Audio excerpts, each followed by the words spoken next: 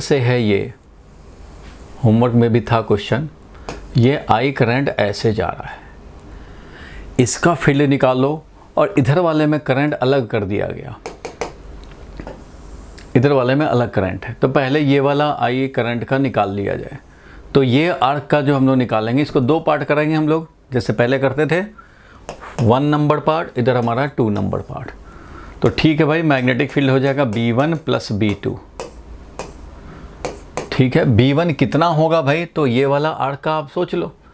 ये कई बार ऐसे भी दे दिया जाता है, ये ऐसे है समझो, यहाँ से कुछ आया होगा अपना 2i, इधर से मान लो 2i आया, i इधर चला गया है और i इधर चला आया है। तो इस तरह से निकालना है। तो पहले इस वाले B1 फर्स्ट पार्ट का निकालते हैं, फिर सेकंड पार्ट का निकालेंगे। फर्स्ट पार्ट का निकालेंगे तो लिखेंगे हम लोग μ0/4π जो होता था वो तो होगा ही,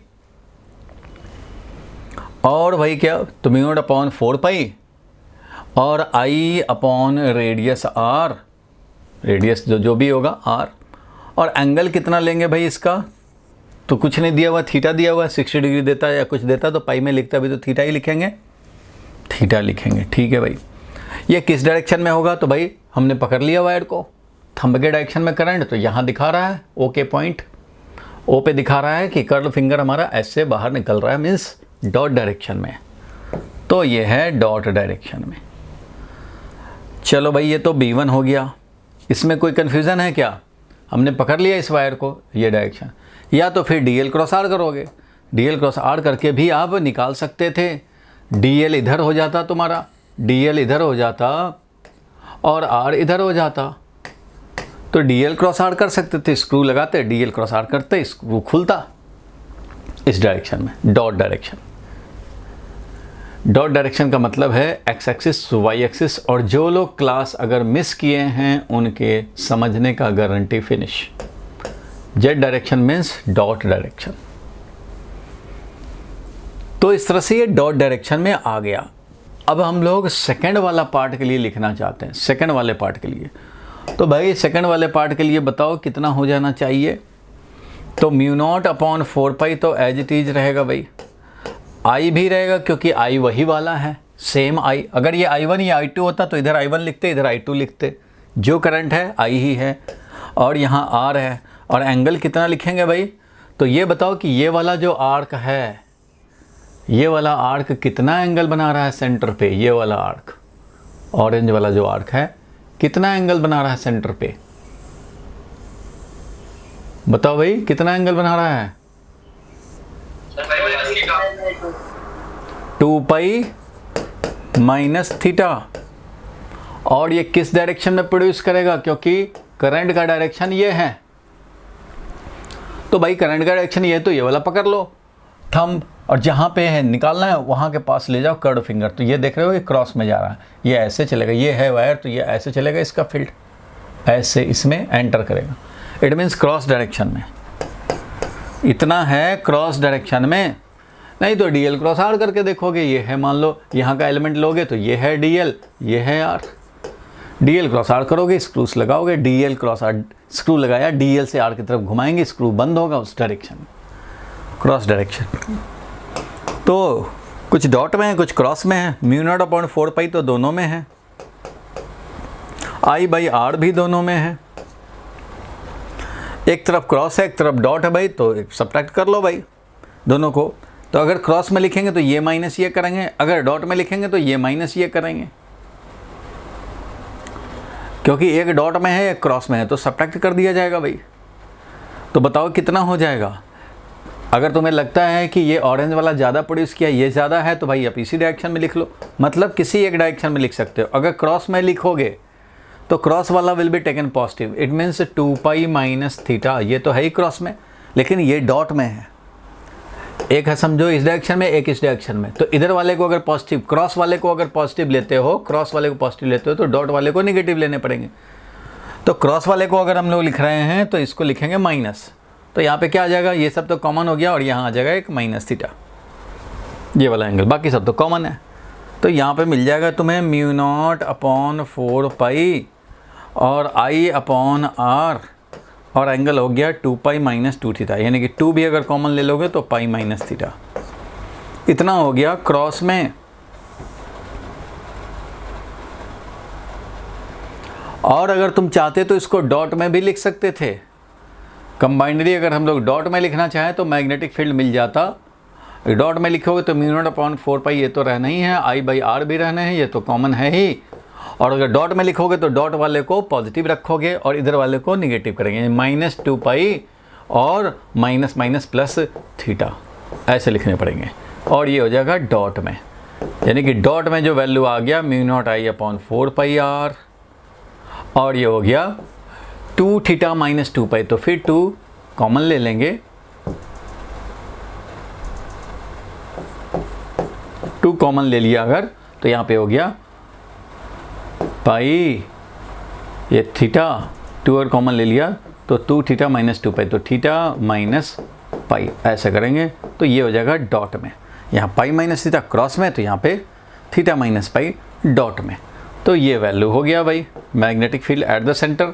चाहे डॉट में लिखेंगे या क्रॉस में लिखेंगे, जिसमें लिखने का मन हो उसमें आप लिख सकते हैं।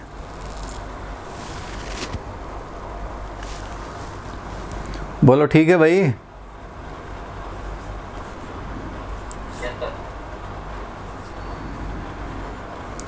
किसी को कोई कंफ्यूजन है तो बता दे भाई। पूरी आर्क के लिए निकाला है ना? एक बार ऑरेंज आर्क के लिए निकाला, एक बार येलो आर्क के लिए निकाला, क्योंकि दोनों अलग अलग है ना भाई। आई तो दोनों में है, बट यहाँ पे डायरेक्शन इधर है, इधर वाले के लिए अलग निकालना होगा, इधर वाले के लिए अलग निकालना होगा, क्योंकि एक ही रिंग ऐसे नहीं है ना कि एक सब में एक ही डायरेक्शन हो, वो तो है नहीं। तो इधर वाले के लिए, येलो वाले पार्ट के लिए अलग है, इधर वाले के लिए अलग है। करंट वैल्यू सेम है, रेडियस भी सेम है, बट यहाँ पे इसका जो फील्ड होगा वो डॉट में होगा और इसका जो फील्ड होगा वो क्रॉस में होगा। तो ये जितना फील्ड प्रोड्यूस करेगा उतना सब्ट्रैक्ट करने पड़ेंगे उसमें से। तो एक डॉट में था, एक क्रॉस में था, तो दोनों का अलग अलग निकाल लिया, फिर हमने ऐड करके एक में लिख दिया। क्योंकि दोनों वेक्टर अपोजिट में है तो दोनों का जो रिजल्टेंट होगा वो इनके वैल्यू का सब्ट्रैक्शन होगा। एक ईस्ट में है तो एक वेस्ट में है, एक आई कैप में है तो एक माइनस आई कैप में, एक क्रॉस में एक डॉट में है। तो अगर क्रॉस में लिखना चाहते हो तो भाई जो क्रॉस में है वो लिखो और डॉट में है उसको माइनस करो।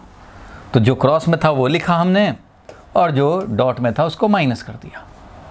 अगर डॉट में लिखना चाहते हो तो जो डॉट में है वो थीटा रहने दो और जो क्रॉस में है उसको माइनस करो, तो -2π + थीटा। तो इस तरह से मिल जाएगा। बोलो भाई, क्लियर हुआ? Yes sir.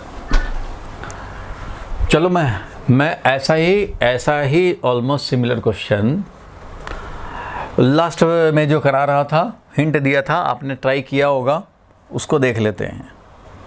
आपने ट्राई किया होगा होमवर्क वाला क्वेश्चन। तो होमवर्क वाला क्वेश्चन इस तरह से था भाई, कुछ इस तरह से था, और इसमें हम लोगों ने एक आया ऐसे वायर, फिर ये ऐसे सर्कुलर बना, फिर ऐसे हुआ, फिर सर्कुलर आर्क बना, फिर ऐसे हुआ, फिर सर्कुलर आर्क बना, फिर ऐसे हुआ। बस इतना ही बार हुआ था ना। ऐसे आया था, याद होगा। ऐसे मैं जाते जाते ये वाला देख रहा था। सर एक लाइन और बनेगी। एक लाइन और था, ठीक है भाई, एक लाइन और कर लेंगे। ऐसे, फिर ऐसे निकल गया, यही था। Yes sir. तो मान लो ऐसे था, यहाँ देख रहे हो इस तरह से ये वायर आया, वाइट वाला देखना है खाली, और मोटा कर देते हैं। ये वाइट वाला आया, ऐसे आया, ऐसे आया, ऐसे आया। तो हम लोगों ने इसको कुछ पार्ट बना लिया था और इस पॉइंट पे हमें निकालना था। तो कुछ पार्ट हमने बनाए थे भाई, और वो क्या क्या बनाए थे? तो number 1, number 2, number 3, 4, 5th number, 6 number, 7 number. Numbering कर लेने से कन्फ्यूजन नहीं रहता। 9, 10 नंबर, 11 नंबर एंड 12 नंबर, ऐसे। तो मैग्नेटिक फील्ड यहाँ पे देखो, रेडियस सबका अलग अलग था। इस वाले का रेडियस R1 था, R1 रेडियस। 12 नंबर बीच में बनाया था अपने 11 के साइड। अरे कोई बात नहीं, कॉन्सेप्ट समझ ले भाई, वो जो होगा उसी में कर लेना, कॉन्सेप्ट समझने की मेन बात है। एक R1 रेडियस था, एक R2 रेडियस था, सिमिलरली R3 रेडियस वाला है, ये वाला R4 रेडियस वाला है, ये R5 रेडियस वाला है, ये R6 रेडियस वाला है। ठीक है, R6 मतलब ये हो गया। ऐसा ही था क्वेश्चन, कुछ इसी टाइप का था, यहाँ निकालने हैं, यहाँ सेंटर पे निकालना चाहते हैं। और ये एंगल जो दिया हुआ था वो कितना दिया हुआ था भाई? Sir theta. Angle theta is equal to मान लो 60 डिग्री, 60 डिग्री दिया हुआ था। अब मैग्नेटिक फील्ड निकालने हैं तो मैं क्या करूँगा भाई? तो मैग्नेटिक फील्ड निकालना चाहते हो ओ पे, तो जितने पार्ट हैं उन सारे पार्ट के मैग्नेटिक फील्ड का दूसरा नाम मैग्नेटिक फील्ड इंडक्शन भी है। इसलिए होमवर्क वाले क्वेश्चन में कुछ लोगों ने देखा होगा मैग्नेटिक फील्ड इंडक्शन निकालने हैं, तो कोई बात नहीं है, बात एक ही है। मैग्नेटिक फील्ड इंडक्शन निकालने हो या मैग्नेटिक फील्ड, एक ही बात है भाई। तो सबसे फर्स्ट पार्ट का मैग्नेटिक फील्ड क्या होगा? अरे फर्स्ट पार्ट का मैग्नेटिक फील्ड क्या होगा? बताया था ना नोट का पॉइंट लास्ट क्लास में। कोई भी करंट कैरिंग वायर, याद होगा नोट बताया था, कोई भी करंट कैरिंग वायर अपने ही लाइन ऑफ करंट के किसी पॉइंट पे मैग्नेटिक फील्ड कितना प्रोड्यूस करेगा भाई? 0। अरे बताया था। Yes sir. हाँ तो भूला मत कर भाई, थोड़ा बोल दिया कर। तो ये अगर करंट कैरिंग वायर है तो अपने ही लाइन पे किसी पॉइंट पे अगर ये मान लो n पॉइंट है तो हमारा Bn भी 0 होगा। लेकिन अगर ये P पॉइंट है तो Bp हमारा 0 नहीं होगा, क्योंकि सराउंडिंग में है और ये अपना करंट कैरिंग वायर है। तो ये तो नोट का पॉइंट आप सब जानते हैं। On the line of current there will be no magnetic field. जो भी मैग्नेटिक फील्ड ये प्रोड्यूस करता है वो कहाँ करता है? सराउंडिंग में। सराउंडिंग में ये मैग्नेटिक फील्ड प्रोड्यूस करेगा, अपने लाइन पे नहीं करेगा। तो ठीक है भाई, इसलिए फर्स्ट वाला पार्ट का तो यहाँ पे 0 होगा क्योंकि ये इसी के लाइन में है। सेकंड वाले के लिए तो भाई सेकंड वाले के लिए ये मैग्नेटिक फील्ड यहाँ प्रोड्यूस करेगा और ये एक तरह से समझो आर्क बना हुआ है, जो आर्क सेंटर पे यहाँ पे बना रहा है एंगल 60 डिग्री। तो ठीक है भाई, तो इसका मैग्नेटिक फील्ड B2 का जो हो जाएगा, B2 का कितना हो जाएगा भाई? तो B2 का हो जाएगा तुम्हारा μ0/4 पाई। और देखो करंट तो भाई वही है, I ही रखेंगे। रेडियस तो रेडियस R1 रखेंगे भाई, इसका रेडियस तो R1 था, R1 रेडियस रखेंगे इसका। और एंगल कितना है भाई? तो ये आर्क जो जिसका हम लोग यहाँ फील्ड निकालना चाह रहे हैं, ये आर्क यहाँ पे R1 रेडियस का ये है और ये π/3 एंगल बना रहा है। π/3 मीन्स 60 डिग्री बना रहा है। और ये किस डायरेक्शन में है भाई?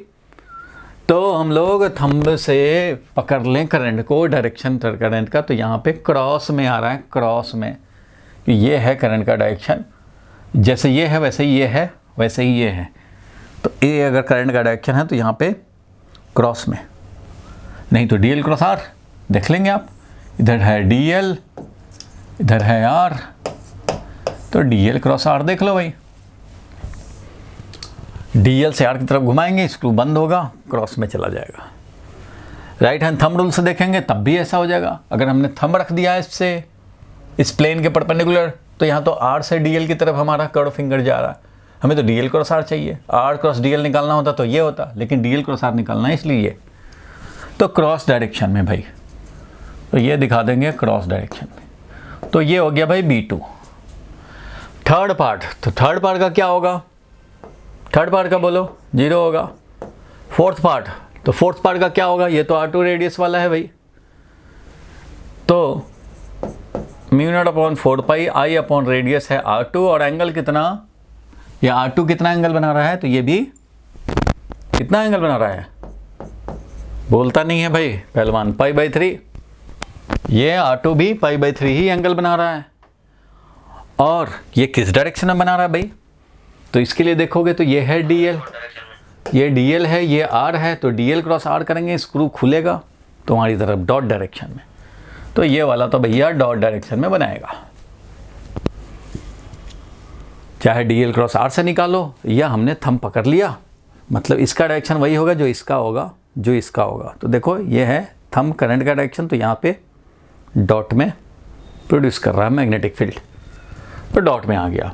चलो भाई ये हो गया 1 हो गया, 2 हो गया, 3 हो गया, 1 2 3 हो गया, और ये 4 भी हो गया, 4 भी हो गया। अब 5 नंबर पे आएंगे तो 0 हो जाएगा भाई।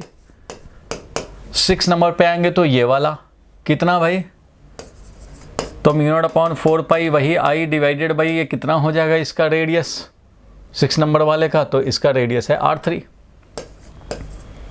R3 लिखेंगे, एंगल तो भाई π/3 ही रहेगा, और ये डॉट में है कि क्रॉस में है, तो भाई देखो फिर क्रॉस में 6 नंबर है, ये DL है और ये R है, DL क्रॉस R करेंगे, क्रॉस में यही वाला हो जाएगा जो DL क्रॉस R, तो ये वाले का भाई क्रॉस में हो जाएगा।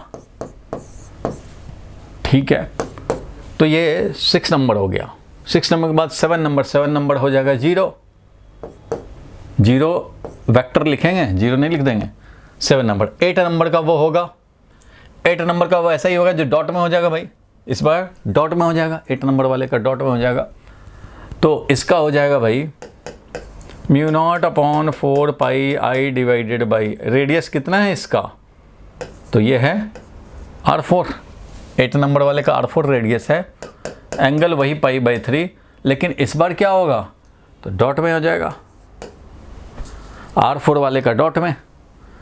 फिर हमारा 9 वाला B9 जो है वो 0 है, B9 हमारा 0 है, और फिर B10 जब निकालेंगे ये वाला, तो यहाँ R5 यूज होगा, μ0/4 pi I divided by R5 angle π/3, और ये किधर होगा, तो इधर डॉट था तो यहाँ पे फिर क्रॉस हो जाएगा, ऐसे चलता रहेगा, क्रॉस हो जाएगा। ये हम लोगों ने निकाल लिया 10 नंबर का। फिर 11 नंबर का हो जाएगा 0, और फिर 12 नंबर का क्या हो जाएगा भाई, 11 नंबर का 0 हो गया, 12 नंबर का हो गया, फिर वैसे ही μ0/4 पाई इसका लिख रहे हैं, ये 11 तो ये 12 ये 13, 12 नंबर का हो गया μ0/4 पाई I अपॉन रेडियस है R6, एंगल वही π/3, लेकिन इस बार हो जाएगा डॉट में, होना भी चाहिए डॉट में लिख दिया, और ये 13 नंबर का तो 0 रहेगा। तो यहाँ तक 13 नंबर तक करना था। तो ये भी वैसा ही हो गया, कुछ डॉट में है कुछ क्रॉस में है, बाकी तो भाई 0 हैं। तो 0 वाले को तो चलो शहीद कर दो भाई, 0 वाले को कौन पूछता है, 0 वाला तो बेकार है।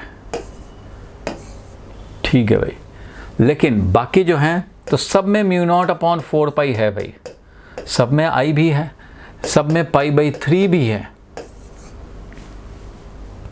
इसलिए ये क्रॉस में है, तो मान लो हम लोग डिसाइड करते हैं कि चल भाई क्रॉस में ही लिखेंगे, तो जितने क्रॉस में होंगे उन सबको पॉजिटिव ले लेना, जितने डॉट वाले होंगे उनको नेगेटिव करेंगे। तो चलो भाई क्रॉस वाला लेते हैं, तो π/3 कॉमन हो चुका है, I भी कॉमन हो चुका है, R1 1/R1 है, तो 1/R1 इज पॉजिटिव। देखिए यहाँ डॉट वाला है तो -1/R2 करेंगे, फिर यहाँ पे क्रॉस वाला है तो +1/R3 करेंगे, और यहाँ पे आएगा तो -1/R4 आएगा ये वाला, क्योंकि डॉट में है -1/R4 रहेगा, और प्लस यहाँ पे क्रॉस वाला है 1/R5 रहेगा, और ये -1/R6 हो जाएगा। तो this is the answer. Cross में लिखना है ऐसे लिख दिया, डॉट में लिखेंगे तो सबके साइन बदल जाएंगे। बोलो भाई ठीक है?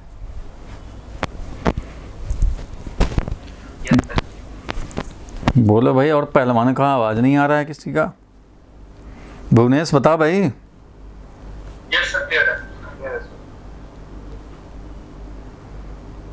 नोट कर लो।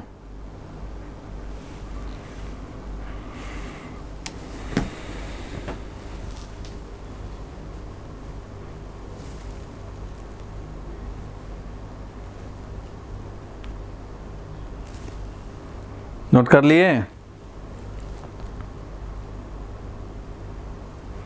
तो आगे बढ़ते हैं भाई।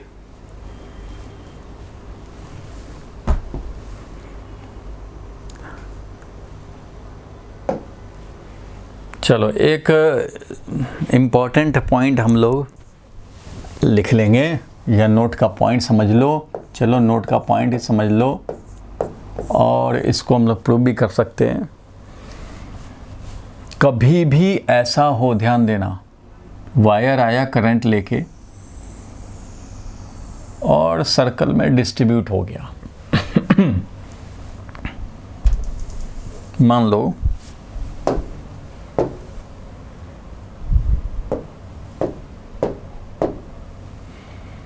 लो एक सर्कल ड्रॉ किया और इसमें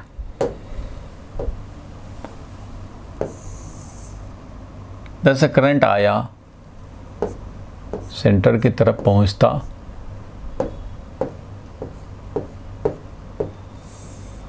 और ये इधर से वायर निकल गया लेके।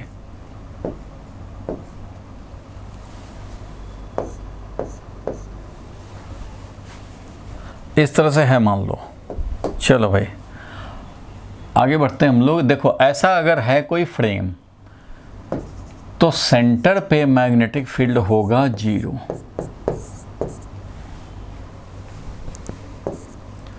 करंट इधर से आया I और इधर से I निकल जाए तो सेंटर पे होगा 0। ये एक फैक्ट है, ध्यान से समझ लो, ये एक फैक्ट है। प्रूव करेंगे, अभी प्रूव भी हो जाएगा, लेकिन ये शॉर्टकट के लिए, क्योंकि कई बार आता है ऑब्जेक्टिव में ये काम आता है। सिर्फ आपको एक चीज़ ऑब्जर्व करना है कि सिमेट्रिकल है हमारा, सेंटर पे पूछा जा रहा है और करंट आके डिस्ट्रीब्यूट हुआ है। करंट आकर के दो पाथ में डिस्ट्रीब्यूट हुआ है और चला गया, कहीं भी चला जाए, 90 डिग्री पे जाए, चाहे हो सकता है कि दूसरे एंगल पे भी चला जाता, ये हो जाए। या फिर मैं और बता देता हूँ तुम्हें, मान लो ऐसा होता कि एक और है ये सर्कल, एक और है ये सर्कल मान लो, और इसमें अगर मान लो हम लोग कहते कि एक आया तो इधर से लेकिन चला गया ऐसे,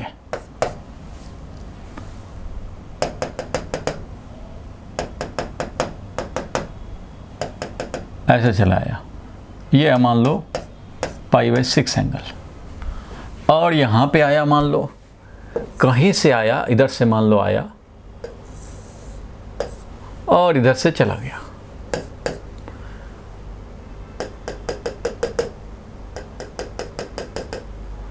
ऐसे मान लो।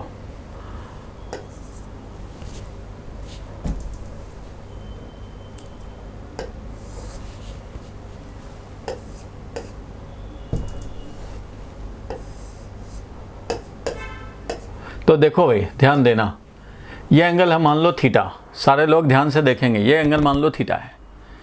तो थीटा हमारा कुछ भी हो, π/3 हो या हमारा π/2 एंगल हो, कुछ भी हो, magnetic field at the centre O, magnetic field at the centre O 0 है, 0 है, magnetic field at the centre O 0 है।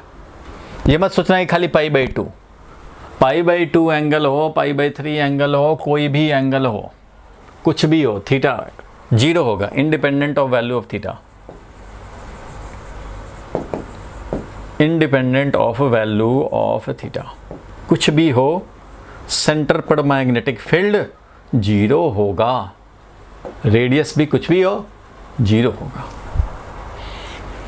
ये तो एक नोट का पॉइंट है, अब नोट कर लो।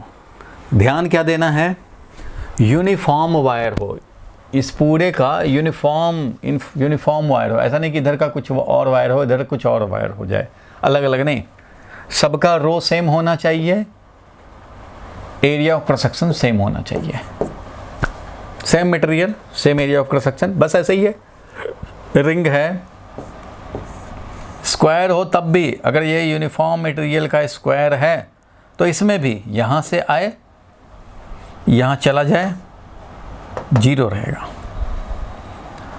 इसमें एक चीज़ और मॉडिफाई कर देता हूँ, सारे लोग ध्यान से सुन रहे हैं ना भाई, एक चीज़ और मॉडिफाई करता हूँ, ध्यान रखना। ये जो मैंने बताया वो मेनली इसके चलते बताया कि जो यहाँ पे करंट आते हैं, सारे लोग ध्यान से देखें, जो करंट आता है और इधर डिवाइड हो जाता है I1 में और I2 में, और बाद में ये I2 इधर से आया और ये I1 इधर से घूम के आया, और इस तरह से दोनों मिलकर के फिर से I हमारा बन जाता है I1 + I2। तो ये I1 जितना मैग्नेटिक फील्ड प्रोड्यूस करेगा यहाँ पे, I2 उतना ही मैग्नेटिक फील्ड अपोजिट में प्रोड्यूस कर देगा और ये दोनों कैंसिल कर देंगे। मीन्स ये जितना फील्ड प्रोड्यूस करेगा यहाँ पे, मान लो 5 टेस्ला प्रोड्यूस किया तो ये वाला भी 5 टेस्ला प्रोड्यूस करेगा, एक क्रॉस में तो एक डॉट में, और कैंसिल करके 0 हो जाएगा। मीन्स इन दोनों पार्ट का 0 होगा, ये मैंने बोला। अब इधर वाला स्ट्रेट वाला पार्ट, क्योंकि इसके लाइन पे ही है सेंटर, इसलिए ये खुद भी 0 प्रोड्यूस करेगा, और ये भी के लाइन पे ही है तो ये भी 0 प्रोड्यूस करेगा। इट मीन्स यहाँ पे देखो मैं क्या दिखा रहा हूँ, ध्यान से समझना। अगर इसको मैंने कर दिया पार्ट 1, इसको कर दिया मान लो पार्ट 2, इसको कर दिया पार्ट 3 और इसको कर दिया पार्ट 4, और इन सब का मैं निकाल रहा हूँ सेंटर पे B1 plus B2 plus B3। भाई सुनाई दे रहा है ना सबको?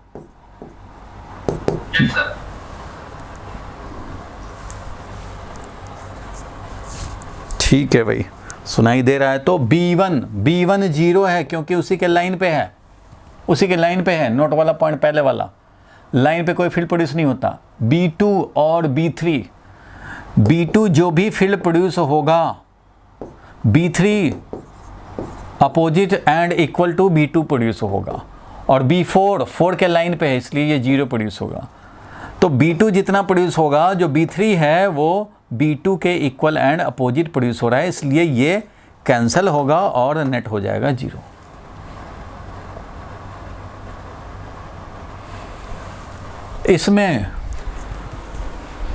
इसमें भी इस तरह से दिखाओगे 1 नंबर पॉइंट। यहां आया करंट I, यहां बन गया मान लो I1, ये इधर बन गया मान लो I2, तो ये I2 बेचारा इधर से आएगा ऐसे करके, ये I2 इधर से I1 आएगा, दोनों मिलकर के फिर से I बन जाएगा, I is equal to I1 plus I2 बन जाएगा, और ऐसे वापस चला जाएगा। तो इधर वाला पार्ट का और इधर वाले पार्ट का इक्वल एंड अपोजिट फील्ड बनेगा। ये जो बनाएगा फील्ड इक्वल एंड अपोजिट हो जाएगा। तो तुम्हें निकालना किसका होगा वो जरा समझो। ये फर्स्ट पार्ट हो गया, इधर मान लो सेकंड पार्ट हो गया, ये वाला मान लो थर्ड पार्ट हो गया, ये वाला सपोज करो फोर्थ पार्ट हो गया।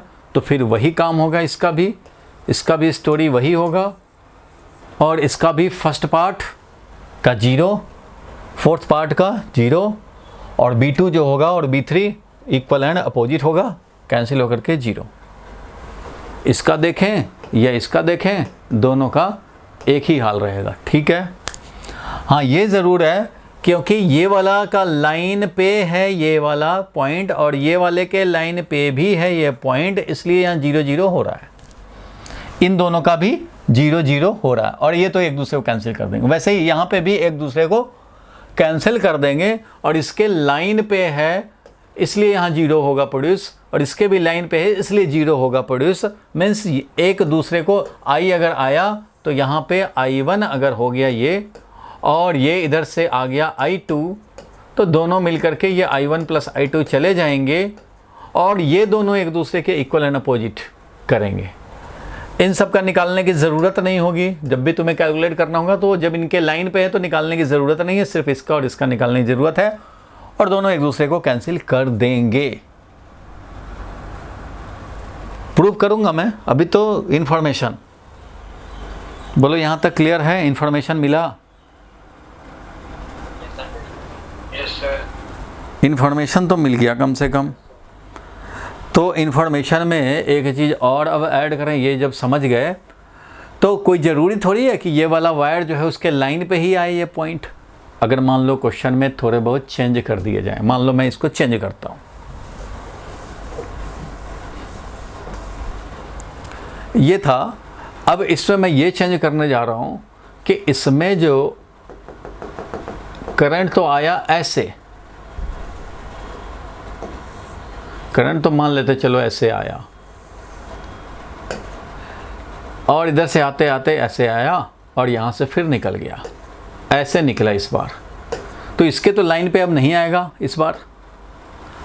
अब तो इसके लाइन पे देखो, यहाँ से आया था तो भाई इसके लाइन पे ही था, इसलिए इसका भी 0 और इसका भी 0। लेकिन यहाँ पे इसका तो 0 हो जाएगा, बट इसका तो 0 नहीं होगा। ये तो अब सेमी इनफाइनाइट वायर की तरह काम करेगा यहाँ पे। तो ऐसे कंडीशन में 1 नंबर, 2 नंबर इधर का, 3 नंबर ये वाला आर्क, और 4 नंबर ये वाला आर्क। ध्यान से समझ लेना भाई, 1 2 3 4। तो इधर देखो, ये 1 वाले का यहाँ पे फील्ड हो जाएगा 0। यहाँ पे अगर मैं बोलूँ B1 plus B2 plus B3 plus B4, ध्यान देना इसमें, अगर हम लोग सेंटर पे निकालना चाहते हैं तो B1 इज़ 0, बिल्कुल 0 भाई। B2 जो भी होगा ये जो आर्क प्रोड्यूस करेगा B2, ठीक है प्रोड्यूस कर ले, लेकिन B3 यहाँ देखो, मान लो ये I1 लेके चला गया या I2 लेके चला गया और ये वाला इधर से I3 लेके चला गया, फिर से ये दोनों मिल करके यहाँ पे I बन जाएंगे, जो I आया था वही I लेके चला जाएगा। तो ये जो B2 प्रोड्यूस करेगा और ये B3 जो प्रोड्यूस करेगा वो इक्वल एंड अपोजिट प्रोड्यूस करेगा, और ये जो B4 प्रोड्यूस करेगा, ये तो भाई B4 इस बार 0 नहीं होगा क्योंकि इसके लाइन पे ये नहीं है पॉइंट।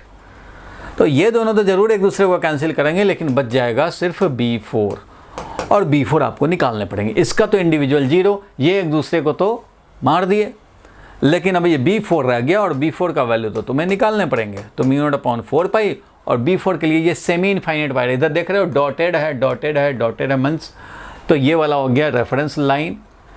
इधर वाले के लिए एंगल ये हो जाएगा 90 डिग्री, और इधर वाले के लिए ये एंगल हो जाएगा 0 डिग्री, φ1 हो गया 90 डिग्री। इसलिए यहाँ पे हो जाएगा sine 90 degree plus sine 0 degree. क्या बोल रहे हो? रेफरेंस लाइन जिस पॉइंट पे निकालना हो और जिस करंट के लिए निकालना हो, ये करंट है ना, लाइन ऑफ करंट पे परपेंडिकुलर डालते हैं, याद होगा, तो लाइन ऑफ करंट पे परपेंडिकुलर डालेंगे तो ये बनाना हमारा रेफरेंस लाइन, ये बनाना रेफरेंस लाइन। यहाँ निकालना है या यहाँ निकालना है तो ये बनेगा ना रेफरेंस लाइन। अब इन सबको तो भूल गए, इसका एक दूसरे को कैंसिल कर दिया, इसका 0 हो गया, तो अब खाली इसी का तो निकालना है। तो ये समझो कि तुम्हारा सेमी इनफाइनाइट वायर हो गया, और यहाँ निकालने, यहाँ पे निकालने, तो ये है ना परपेंडिकुलर।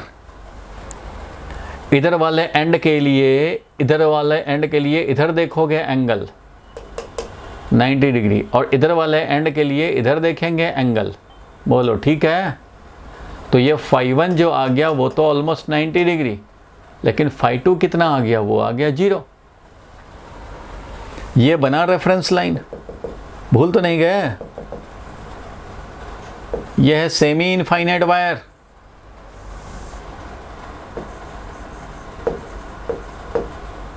तो इसलिए ये इधर वाले एंड के लिए एंगुलर पोजीशन ये वाला देखने होंगे। तो ये है ना सेमी इनफाइनाइट वायर, देख रहे हो? अरे बोल भी दो पहलवान। तो ये वाला है सेमी इनफाइनाइट वायर, इसका तो निकालना पड़ेगा ना भाई, इसका थोड़ी 0 हो जाएगा, इसका तो 0 नहीं होगा। इन सब में हम लोगों ने देखा कि आया गया उसी लाइन के अलोंग गया, तो चलो ठीक है भाई 0 हो गया, लेकिन इस कंडीशन में 0 नहीं होगा। तो ये बनेगा तुम्हारा रेफरेंस लाइन, ये वाला है रेफरेंस लाइन। इधर वाले एंड के लिए एंगुलर पोजीशन इधर ही, उधर वाले एंड के लिए उधर ही, तो उधर वाला 0 हो गया। तो इस तरह से मिलेगा, और इसका कितना हो, किस डायरेक्शन में हो जाएगा भाई, तो ये है रॉड, ये है करंट कैरिंग वायर, इसका हो गया ये डॉट में, देखो ये है O, ये थंब करंट डायरेक्शन, तो ये बताएगा डॉट में है। नहीं तो DL क्रॉस R देखोगे भाई, DL क्रॉस R से भी तुम काम कर सकते थे,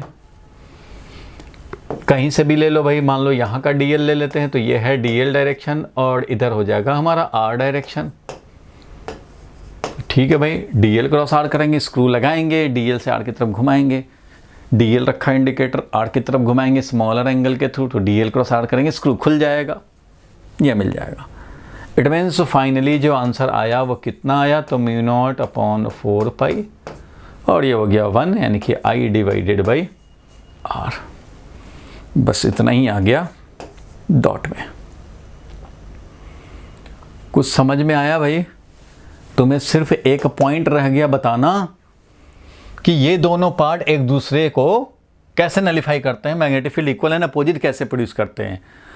ये फैक्ट तो समझ में आ गया कि जब भी करंट आएगा और यूनिफॉर्म वायर से बना हुआ है ये, और निकल गया, तो जो निकल रहा है उसका फील्ड देखो, जो आ रहा है उसका फील्ड देखो। इन दोनों पार्ट का देखने की ज़रूरत नहीं है, दोनों एक दूसरे को इक्वल एंड अपोजिट प्रोड्यूस करेंगे, कैंसिल हो जाएंगे। इस तरह से क्वेश्चंस आते हैं। आपके होमवर्क में भी एक दो क्वेश्चन था ऐसा, वो शायद आपसे नहीं हुआ होगा, तो अब हो जाएगा। बोलो, यहाँ तक नोट कर लो भाई, यहाँ तक नोट कर लो। वेरी वेरी इंपॉर्टेंट बता दिया हमने। ये नोट कर लो भाई, ये तो ज़ीरो होगा। ऐसा जब भी हो, ये दोनों के केस में तो कम से कम ऐसा हो चाहे ऐसा हो, दोनों के केस में मैंने बोल दिया कि ये हाल हुआ। चारों पार्ट में से फर्स्ट एंड लास्ट वाला पार्ट जीरो इंडिविजुअल है, और ये बीच वाला जो दोनों आर्क हैं वो कैंसिल हो जाएंगे। और ये ऐसे वाले में भी काम करता है। ऐसे वाले में भी अगर स्क्वायर होता है ना, तो इसमें भी सेंटर पे अगर निकालेंगे तो इन दोनों पार्ट, यहाँ से मान लो आई करंट आया, ध्यान से सुन लो, और इधर से चला गया ये I1, इधर से चला गया ये I2, तो ऐसे आएगा। आई चला आया, तो यहाँ पे देखेंगे कि ये वाला अगर पार्ट मान लो फर्स्ट पार्ट है, ये वाला मान लो सेकंड पार्ट है, ये वाला मान लो थर्ड पार्ट है, और ये वाला है फोर्थ पार्ट, तो फिर इसके लिए भी यही हाल है। इसके लिए भी यही हाल है, स्क्रीनशॉट ले लो, इसके लिए भी वही हाल होगा। मीन्स इन तीनों वायर का निकालो यहाँ पे सेंटर पे, और इस अकेले का निकालो सेंटर पे, इक्वल एंड अपोजिट होंगे, कैंसल्ड हो जाएंगे, दोनों पार्ट कैंसिल कर देंगे। बस तुम्हें देखना होगा इसका और इसका। अगर ये भी तुम्हारा सेंटर से लाइन पे है तो इसका भी जीरो हो जाएगा और इसका भी जीरो हो जाएगा। तो इसलिए ये वाला जो था समझना है, 4 नंबर पार्ट ये है।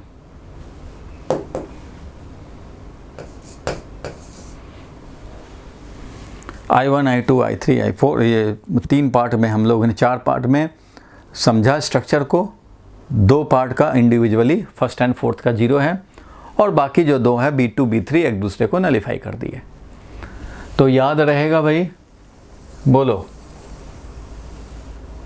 सर हमने वहाँ पे B2 माइनस में क्यों दिया? B2 क्या कह रहे हो? Sir minus, sir B2 negative. B2 negative क्यों किया? Yes sir. थोड़ा सा खोपड़ी अपना लगा, थोड़ा सा खोपड़ी अपना लगा। B2 को तो B2 ही लिखा है ना। अरे भाई B2 को तो B2 ही लिखा है ना। Magnetic field produce due to second part of the structure, B2 लिखा तो है। B3 को मैंने माइनस B2 लिखा, मतलब थर्ड वाला पार्ट उतना ही प्रोड्यूस करेगा, बट अपोजिट में जितना B2 ने किया हुआ है, जितना सेकंड पार्ट ने किया है। इसका मतलब यही तो है। थर्ड वाले पार्ट का उतना ही फील्ड प्रोड्यूस होगा, मैग्नेटिक फील्ड, जितना B2 ने किया है, उसके इक्वल एंड अपोजिट। बोलो भाई चिराग, क्लियर हुआ? Yes sir. एकता क्लियर हुआ? रिया, शाश्वत, बोलो भाई।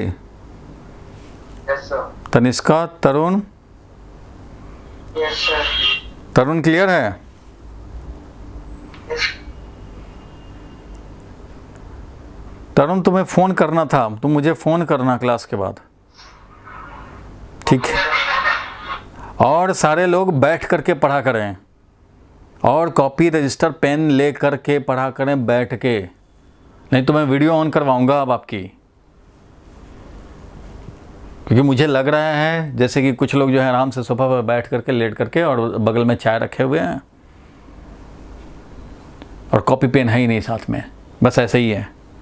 तो भाई ये ऐसे नहीं होता है, ऐसे पढ़ाई नहीं होता है।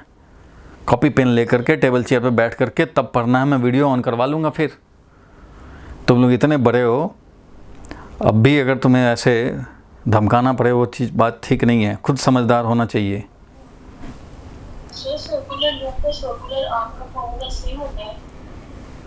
हाँ भाई, फॉर्मूला तो सेम होता है, मैंने बताया तो था लास्ट क्लास में। पूरा लूप ले लें तो 2 पाई एंगल ले लो, सेमी सर्कल लेंगे तो पाई एंगल लेंगे, थीटा रहेगा तो थीटा एंगल लेंगे, π/6 रहेगा π/6 लेंगे एंगल। आर्क ही तो है।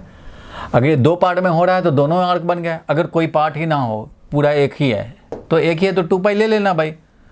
इसका मैग्नेटिक फील्ड हो जाएगा, मान लो एक ही है करंट, बस एक लूप है, पूरे लूप के लिए सेंटर पे निकालना चाहते तो μ0/4 pi I divided by radius, angle कितना भाई, तो 2 पाई, इतना ले लेंगे, हो जाएगा ये मैग्नेटिक फील्ड। और ऐसे चल रहा है क्रॉस में, इस तरह से मिल जाएगा। समझ गए? नहीं समझे? डायरेक्शन में प्रॉब्लम हो गई। DL है, ये R है, DL क्रॉस R कर दो, स्क्रू बंद हो जाएगा। या मैंने बताया कि इस वायर को पकड़ लो, थंब का डायरेक्शन, करंट डायरेक्शन तो बता देगा। ये कर्ड फिंगर लाओ सेंटर पे, देखो मैं ला रहा हूँ, यहाँ पे ये है करंट का डायरेक्शन, ये है हमारा, तो इस डायरेक्शन में ये जा रहा है, मीन्स क्रॉस।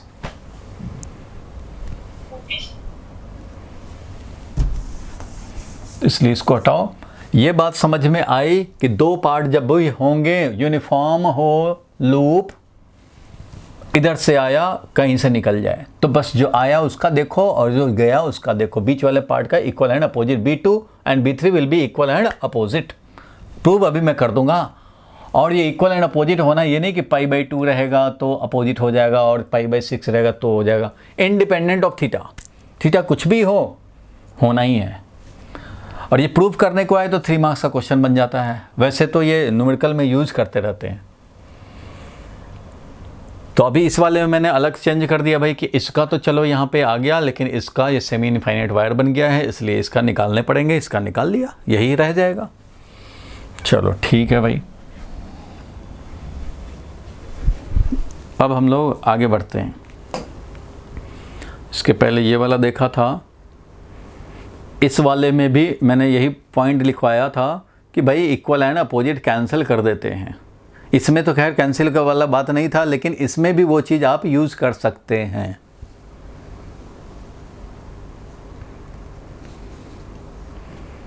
लेकिन इसके लिए यहाँ डिस्ट्रीब्यूशन जो है वो हुआ है, लेकिन ये यूनिफॉर्म रिंग नहीं है। सब लोग ध्यान से ज़रा सोच लो, यहाँ पे वो चीज़ एग्जैक्ट नहीं फिट हो सकता, इसलिए मैंने दोनों का कैलकुलेट किया। यहाँ एग्जैक्ट फिट नहीं हो सकता, यहाँ पे 0 नहीं हो सकता सेंटर पे। आप सोचेंगे कि यहाँ भी तो आया, डिस्ट्रीब्यूट हो गया, चला गया, लेकिन यहाँ 0 नहीं होगा। क्यों 0 नहीं होगा? क्योंकि ये यूनिफॉर्म वायर नहीं है। ये पूरा रिंग एक मटेरियल का समझो नहीं है। क्यों नहीं है? कैसे समझ लिए सर? इसलिए समझ गया कि दोनों में करंट सेम दे रहा है। अगर ये सेम मटेरियल का होता तो दोनों में करंट सेम नहीं होता। देखो, दोनों में सेम करंट होने का मतलब है कि इधर से 2i आया, i इधर चला जाए, i इधर चला जाए, इसका मतलब इधर वाले पार्ट का जितना रेसिस्टेंस है उतना ही रेसिस्टेंस उधर के पार्ट का भी है, तभी हमारा इक्वल करंट डिस्ट्रीब्यूट होगा। इक्वल करंट तभी चलता है ना भाई, जब R हो और R हो, तभी ना ये 2i जो है हमारा आया है वो i और i में चला जाएगा। अलग अलग रेसिस्टेंस हो गए तो नहीं जाएगा। तो अभी देख रहे हो कि दोनों में आई करंट, इधर भी आई करंट दिखा रहा है, इधर भी आई करंट दिखा रहा है। तो ऐसे कंडीशन में इन दोनों का रेसिस्टेंस तो भाई सेम होना चाहिए। तो सेम रेसिस्टेंस है तो इतना लंबा वायर है, ρL/A होता है रेसिस्टेंस। तो भाई अगर ρA सेम हो तो लेंथ भी सेम होना चाहिए था ना, सेम रेसिस्टेंस है तो यहाँ इतना बड़ा लेंथ में 5 ओम ही है, यहाँ छोटे से लेंथ में भी 5 ओम है, तो इसका मतलब दोनों मटेरियल डिफरेंट है। यहाँ I1 तो यहाँ I2 होना चाहिए था, अलग अलग करंट होना चाहिए। मीन्स ये पूरा वायर सेम है ही नहीं। अगर पूरा वायर सेम होता तो तुम खुद सोचो, मान लो एक यहाँ है, एक यहाँ है, तो इधर वाला जितना लेंथ है उससे ट्रिपल टाइम्स यहाँ लेंथ है। ये समझ सकते हो, ट्रिपल टाइम लेंथ है। इसका मतलब यहाँ R होगा ρL/A, तो यहाँ पे 3R होगा, क्योंकि यहाँ पे ρ × 3L/A हो जाएगा। क्योंकि इधर वाले का लेंथ अगर L समझते हो तो ये वाला तो L और plus L plus L 3L हो जाएगा, तो इधर 3R हो जाएगा। तो सेम मटेरियल नहीं है, यहाँ सेम मटेरियल नहीं है, इसलिए अलग अलग निकाल रहे हैं। मैंने बताया था कि यूनिफॉर्म लूप होना चाहिए, तब भाई इधर R रेसिस्टेंस होगा तो इधर 3R रेसिस्टेंस हो जाएगा, तब उस कंडीशन में वो काम करेगा। चलो ये बात नहीं भी समझें तो इतना तो कम से कम समझ गए कि दोनों पार्ट का हम लोग अलग अलग तो निकाल ही सकते हैं और काम कर सकते हैं। अपोजिट इक्वल आना होगा तो अपने आप आएगा, नहीं आना होगा तो नहीं आएगा। इक्वल एंड अपोजिट आएगा तो अपने आप कैंसिल कर दोगे।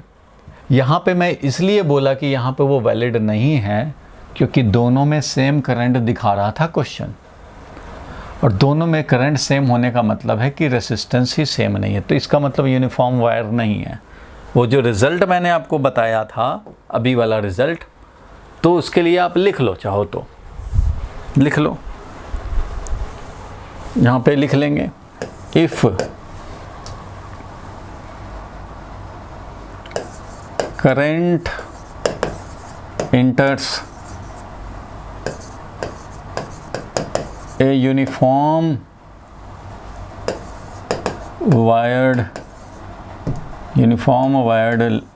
loop, वो भी सिमेट्रिकल लूप।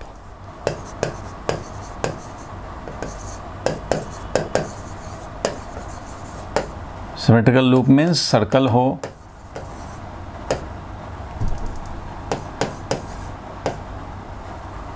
और स्क्वायर हो। अगर ऐसे एंटर करता है and comes out of loop from other point,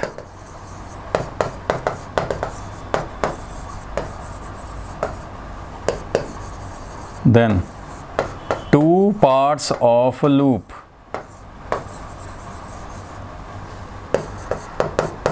will produce, ये यूनिफॉर्म वायर्ड का मतलब समझ गए ना। यूनिफॉर्म वायर्ड, एक ही वायर होना चाहिए, same material same area of intersection. The two part of the loop will produce, सारे लोग लिखें equal and opposite magnetic field at the center।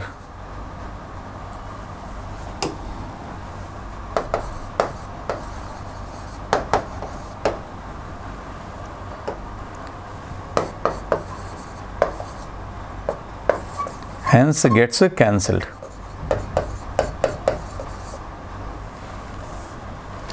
तरुण तो बैठ के तो नहीं कर रहा क्लास,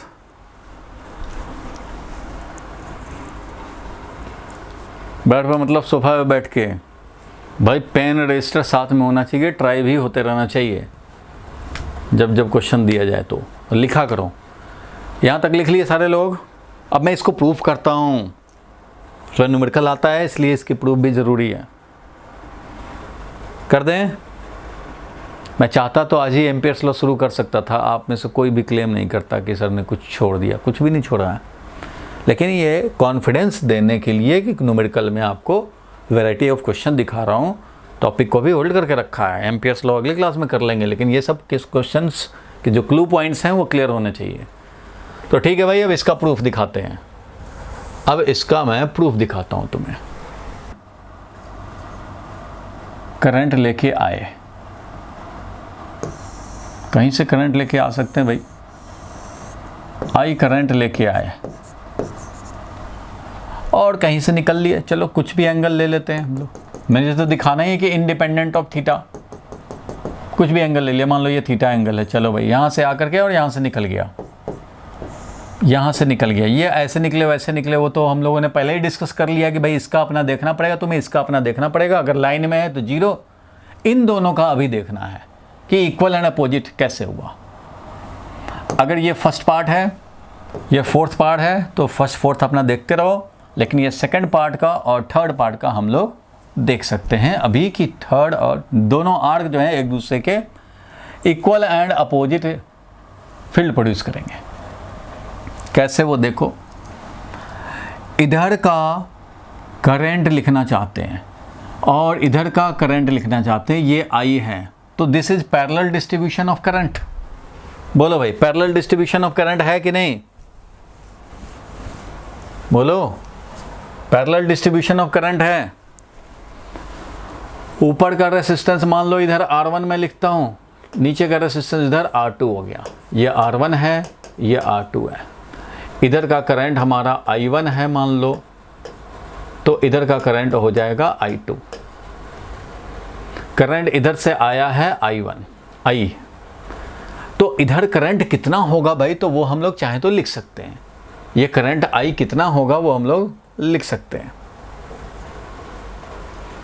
तो लिखा जाए भाई, तुम्हें पता ही है पैरेलल डिस्ट्रीब्यूशन ऑफ करंट, तो I1 जो होगा यहाँ पे I1 will be equal to, I1 जो है सामने वाला रेजिस्टेंस, याद होगा पहले मैंने करंट में प्रूव भी कराए हैं। जब पैरेलल डिस्ट्रीब्यूशन ऑफ करंट होता है, पैरेलल डिस्ट्रीब्यूशन होता है, तो ये सामने वाला जो करंट है हमारा I1, इसके सामने वाला resistance R2 divided by R1 plus R2 into main current I। उसी तरह से इधर से जो करंट जाएगा, पैरेलल डिस्ट्रीब्यूशन ऑफ करंट का ये फॉर्मूला प्रूव भी कराया है लास्ट चैप्टर में। तो ये I2 कितना होगा, तो I2 will be equal to, इस पैरेलल ब्रांच में कितना करंट होगा, तो इसके सामने वाला ब्रांच का resistance divided by total resistance दोनों ब्रांच का इनटू मेन करंट जो कि डिस्ट्रीब्यूट होना है। ऐसे होता है, ठीक है भाई। तो ये बताओ कि ऊपर वाले वायर का रेजिस्टेंस कितना और नीचे वाले इस वायर का रेजिस्टेंस कितना, क्योंकि इसके दो पार्ट हो गए भाई। इधर वाले वायर का रेजिस्टेंस तुम्हें अलग निकालना होगा। तो ठीक है, मैं इसको R2 अगर समझता हूँ तो इस R2 का वैल्यू हम लोग लिख सकते हैं। R2 रेजिस्टेंस हो जाएगा रो L बाई A। तो रो ये L1 है मान लो लेंथ, ऐसा लिखेंगे। इधर का जो रेजिस्टेंस होगा मान लो R1, तो वो कितना हो जाएगा, तो रो इंटू इधर का रेजिस्टेंस। अच्छा ये R2 है तो इसको L2 ही लिख देता हूँ मैं, क्यों L1 बनाएंगे, इधर L2 ही बनाए, ठीक है। तो इधर अगर L1 लेंथ है, ये अगर L1 लेंथ है, तो रो L1 upon area. Area of cross section same होना चाहिए और रो भी सेम रहना चाहिए, क्योंकि ये यूनिफॉर्म वायर है, दोनों का रो और ए सेम रहेगा, ठीक है भाई। तो ये L1 और L2 अगर हम लोग लिखना चाहें, ये L2 ही पहले लिखना चाहो, ये है थीटा एंगल अगर, और ये है आर्क लेंथ L2 और ये है रेडियस R। तो बताओ भाई थीटा और L2 में तो रिलेशन भी होता है, theta is equal to L2 divided by R होता है ना। Angle is equal to arc length upon radius, सबको तो मालूम है ये तो भाई 9th क्लास में पढ़ा था, 6th क्लास में पढ़ा था। So L2 is equal to R into theta, L2 is equal to radius into theta. तो यहाँ लिखूंगा मैं रो और L2 का मतलब है radius into theta. Radius R लिख रहा हूँ तो कहीं आप कंफ्यूज ना हो जाएं, तो रेडियस को रेजिस्टेंस से कंफ्यूज ना हो जाएं, तो मैं इसको कर देता हूँ स्मॉल r, ठीक है, स्मॉल r कर देता हूँ, तो आप कंफ्यूज ना हो जाएं रेजिस्टेंस से, इसलिए स्मॉल r इंटू थीटा। ये स्मॉल r इसका रेडियस है, चलो तो स्मॉल r इंटू थीटा। ध्यान से समझ लेना, न्यूमेरिकल समझो सॉल्व कर रहे हैं, एक तरह से डेरिवेशन भी हो जाएगा। L2 का वैल्यू रख दिया, वैसे ही यहाँ पे L1 का वैल्यू रख सकते हैं। रो इंटू L1 का वैल्यू जो होगा वो है ये वाला एंगल जो कि है 2 पाई माइनस थीटा। तो मैं यही बोलूँगा भाई कि 2 पाई माइनस थीटा, तो यहाँ पे ऐसे हो जाएगा, ये एंगल जो है वो 2 पाई माइनस थीटा है और ये वाला है L1। तो भाई वैसे ही हो जाएगा, ये angle 2 pi minus theta is equal to L1 divided by R, और L1 का वैल्यू हो जाएगा R इंटू, L1 का वैल्यू हो जाएगा small r into 2 pi minus theta. होना भी चाहिए भाई, जब L2 हमारा स्मॉल r इंटू थीटा है, जितना एंगल बनाया रेडियस मल्टीप्लाइड बाई जो एंगल बनाया आर्क ने, उसी तरह से ये वाला लेंथ कितना होगा, तो रेडियस मल्टीप्लाइड बाई जितना एंगल बनाया, तो रेडियस मल्टीप्लाइड बाई जितना एंगल भी बनाया होगा भाई। तो ये मैंने रख दिया, ये मैं थीटा के फॉर्म में इसलिए लिख रहा हूँ क्योंकि आपको पता चले कि थीटा कैंसिल हो जाएगा और दोनों एक दूसरे के इक्वलेंट अपोजिट फील्ड लगाएंगे, थीटा से हमें मतलब नहीं रहेगा, इसलिए थीटा के फॉर्म में ही इसको रखेंगे। तो रो L1 बाई A, इधर का रेसिस्टेंस ये है, इधर का रेसिस्टेंस ये है भाई, तो दोनों रेसिस्टेंस हमें पता लग गया, ठीक है। थोड़ा सा लंबा हो जाएगा, कोई बात नहीं है, दोनों का रेजिस्टेंस पता लग गया। देखो भाई जब तक करंट नहीं पता है तब तक मैं मैग्नेटिक फील्ड कैसे निकालूंगा, इसलिए करंट निकाल रहा हूँ। बीच में O पॉइंट है, इस O पॉइंट पे हमें निकालना है। लेकिन इधर का करंट चाहिए, इधर का करंट चाहिए। यूनिफॉर्म वायर है इसलिए अब करंट के लिए रेसिस्टेंस चाहिए, मैग्नेटिक फील्ड के लिए करंट चाहिए और करंट के लिए रेसिस्टेंस चाहिए, इसलिए मैं रेसिस्टेंस निकाल रहा हूँ रो एल बाई ए से। लेंथ अलग अलग है भाई, तो थीटा का वैल्यू के टर्म में हम लोगों ने निकाला किसका लेंथ कितना है। अब थीटा का वैल्यू π/3 हो तो कुछ और है, π/6 हो जाएगा तो कुछ और लेंथ हो जाएगा, इसलिए थीटा के टर्म में ही छोड़ देंगे L2 को और इस हिसाब से रेडियस रेसिस्टेंस निकल गया, इधर भी रेसिस्टेंस निकल गया। अब ये फॉर्मूला मालूम है तो हम लोग बोल सकते हैं कि इधर का जो करंट I1 है वो कितना होगा और इधर का करंट जो I2 है वो कितना होगा। I1 बोलो कितना होगा भाई, तो मैं यहाँ पे I1 लिख रहा हूँ, ठीक है। ये तो फॉर्मूला लिखा हमने, अभी तो फॉर्मूला लिखा है, अब उसका लिखने जा रहा हूँ करंट। तो बताओ भाई उस ऊपर वाले में करंट क्या होगा, तो तुम्हें पता है इसके सामने वाला रेसिस्टेंस मतलब ये वाला रेसिस्टेंस और दोनों का सम इनटू मेन करंट।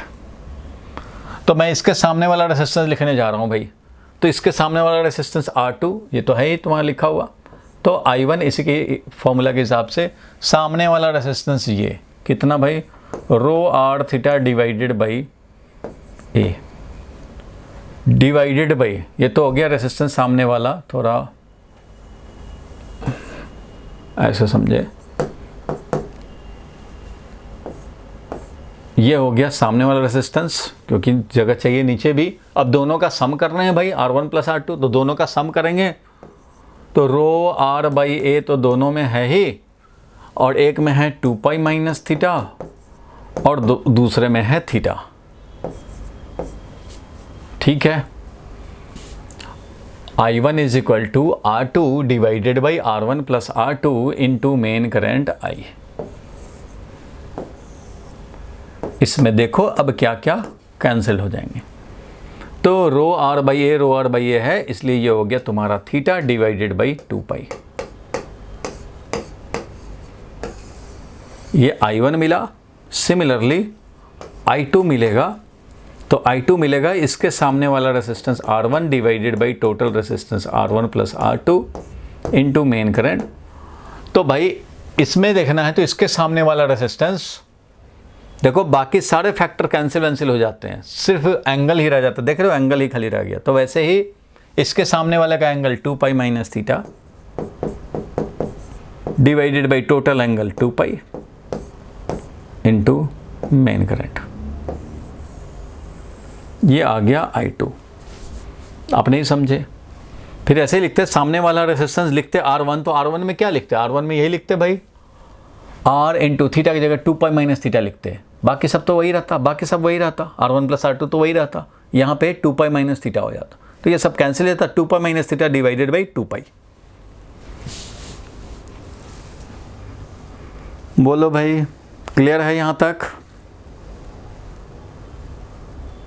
पहलवानों, दोनों करंट पता लग गया, दोनों पार्ट में करंट पता लग गया। एक बार आपको देखना जरूरी है क्योंकि आपका बुक 1 में टर्म 1 में अगर डेरिवेशन बेस नहीं आ रहा है तो बहुत अच्छी बात है, नहीं आ रहा है तो कोई बात नहीं, बट आपका एक बार डेरिवेशन देखने को मांगता है हर फार्मूला, क्योंकि जब तक फार्मूला के बेसिक बैकग्राउंड में नहीं जानेंगे तब तक फार्मूला के कंडीशन को नहीं पहचानेंगे, और कंडीशन नहीं पहचानेंगे तो मिस्टेक होने के पूरे चांस होते हैं।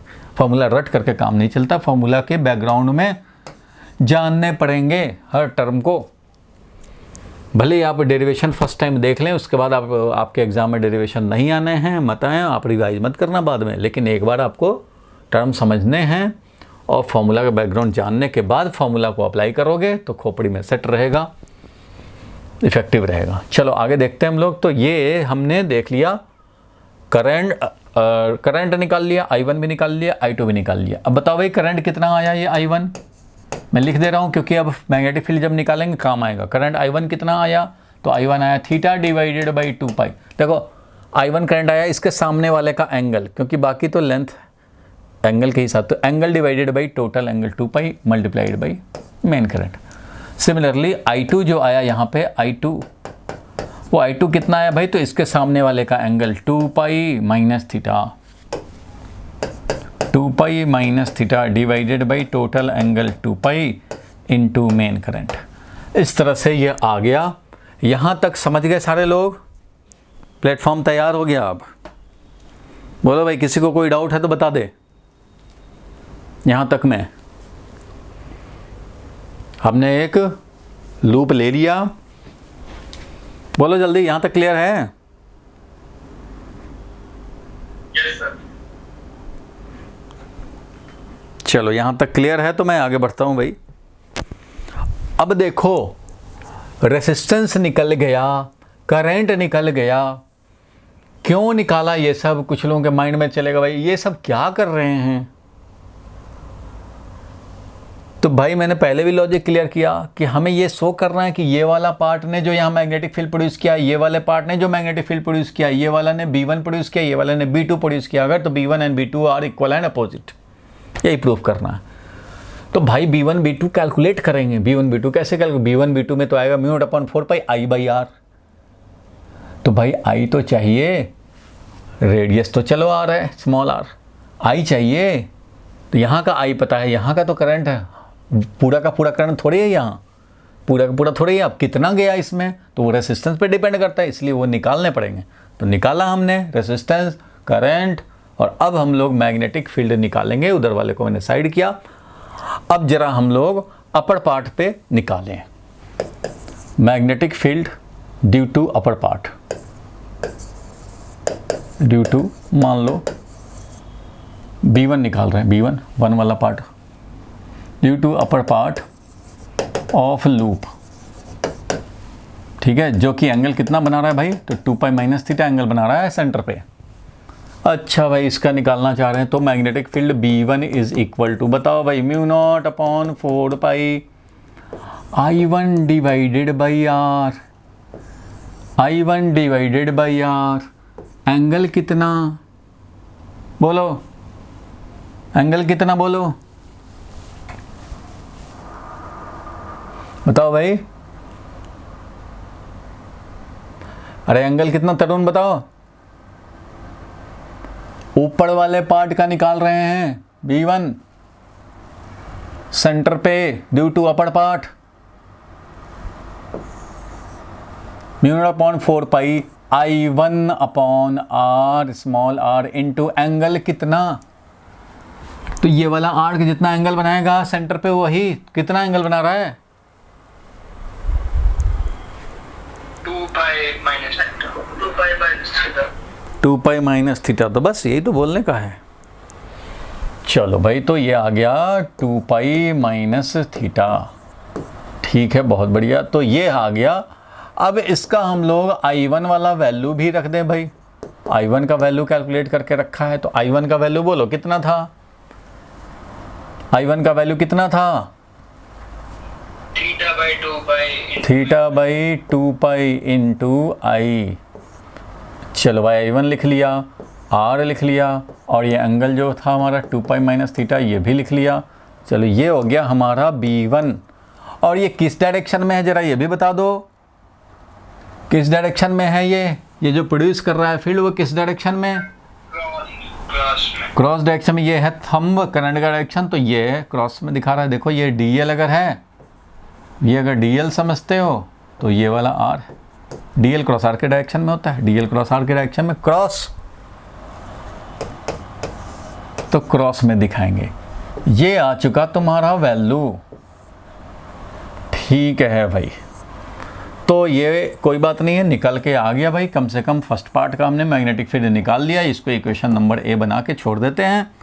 और अब magnetic field due to lower part, ये हो गया field due to lower part.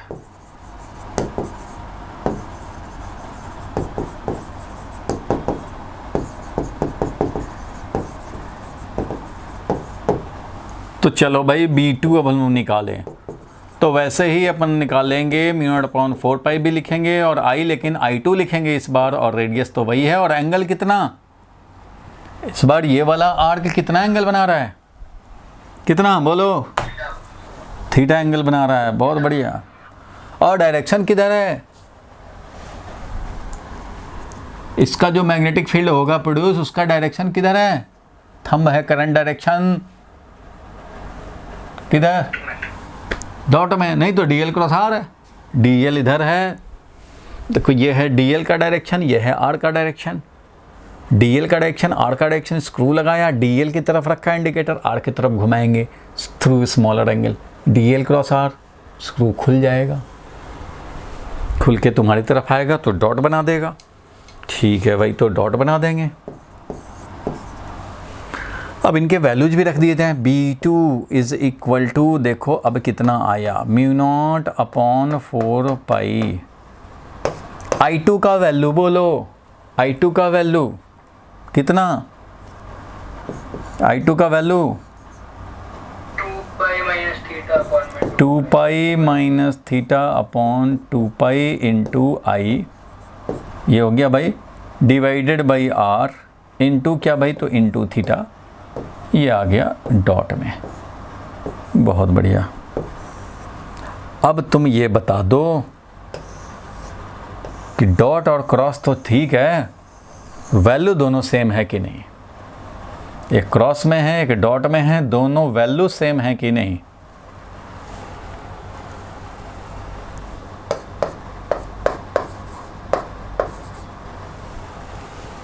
देखो 2 pi minus theta into theta, numerator में 2 pi minus theta into theta divided by 2 pi, 2 pi minus theta into theta divided by 2 pi, 2 pi minus theta into theta divided by 2 पाई। बाकी तो आई रहना ही है, are रहना ही है, μ0/4 पाई रहना ही है। इसके न्यूमरेटर में देखो theta into 2 pi minus theta divided by 2 पाई, और यहाँ भी है theta into 2 pi minus theta divided by 2 पाई, दोनों तो सेम वैल्यू है। सो B2 is independent of theta. Theta का वैल्यू कुछ भी हो, अगर π/3 है तो भाई कोई बात नहीं है, π/3 यहाँ है, यहाँ π/3 है, यहाँ 2 पाई माइनस π/3 है, तो यहाँ भी π/3 है, 2 पाई माइनस π/3 है, बाकी सब तो सब सेम है।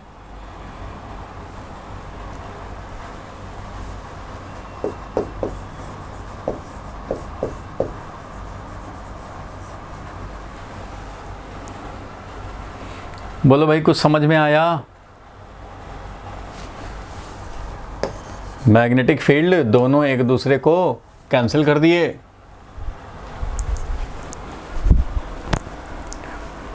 बोलो भाई बोलो। Yes sir. हम लोगों ने निकाला कि भाई दोनों का मैग्नेटिक फील्ड निकल जाए, तो मैग्नेटिक फील्ड निकालने के चक्कर में ही हम लोगों ने रेजिस्टेंस और ये सब देखा, रेजिस्टेंस निकालना देखा, रेजिस्टेंस निकाला, करंट निकाला, और तब जाके मैग्नेटिक फील्ड निकाला।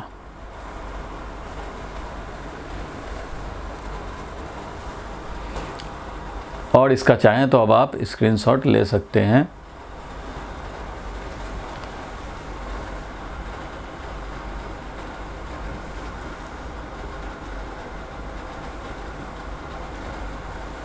रेजिस्टेंस का फॉर्मूला, करंट निकाल लिया दोनों, करंट वहाँ चिपका भी दिया दोनों, उसके बाद मैग्नेटिक फील्ड निकाला अपर पार्ट का, लोअर पार्ट का, और देखा कि इक्वल एंड अपोजिट आ रहे हैं। दिख रहा है इतना छोटा छोटा? Yes sir.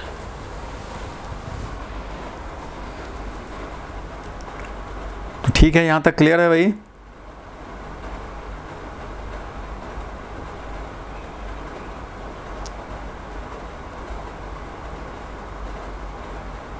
बोलो, बोलता ही नहीं है। क्लियर है तो एक क्वेश्चन और करा दूं, वैसा वो क्वेश्चन भी बहुत आता है। बोलो भाई, एक क्वेश्चन और करा दिया जाए। बोलने में इतना टाइम लगाता है। चलो देखो भाई, चलो एक क्वेश्चन और देखते हैं हम लोग। लिखो, बहुत बहुत इंपॉर्टेंट है, स्कूल वाले खूब पूछते भी हैं। फाइंड मैग्नेटिक फील्ड, और ये बहुत इम्पॉर्टेंट इसलिए भी है क्योंकि इस पे न्यूमेरिकल या थ्योरेटिकल खूब क्वेश्चन पूछे गए हैं, ऑब्जेक्टिव में भी खूब पूछने का इसको बनता है। तो find magnetic field at separation x from A current carrying ring, ये अलग से सिलेबस में टॉपिक भी लिखा होता है। ऑन इट्स एक्सिस,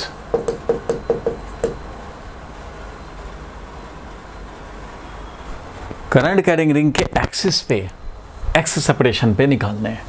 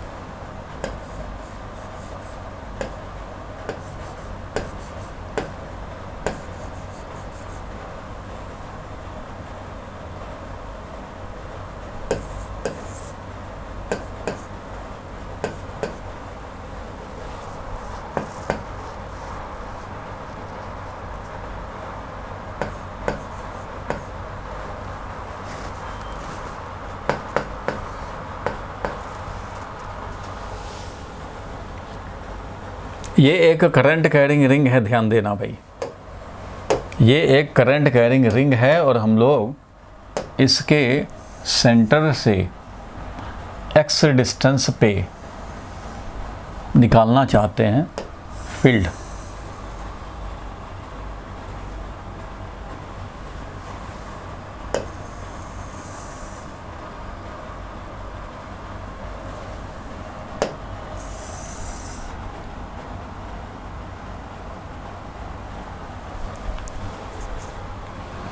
ठीक है भाई, निकालना चाहते हैं तो निकालेंगे। इसके सेंटर से एक्स डिस्टेंस पे, ये है मान लो एक्स डिस्टेंस,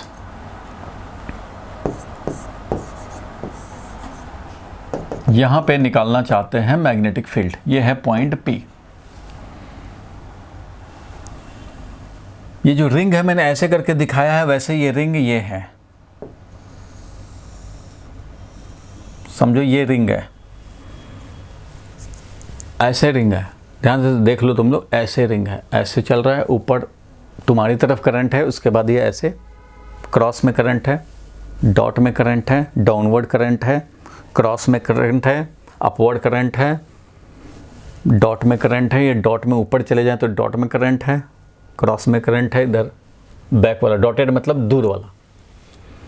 ये अगर मान लो रिंग है, ये अगर रिंग है तो जो डार्क कलर होता है ना वो समझो सामने वाला होता है। ड्राइंग का ये कन्वेंशन है, डार्क कलर जो दिखा रहे हैं वो सामने वाला है जो तुम्हें ज़्यादा दिखेगा, और जो दूर वाला एज होता है उसको डॉटेड दिखाते हैं।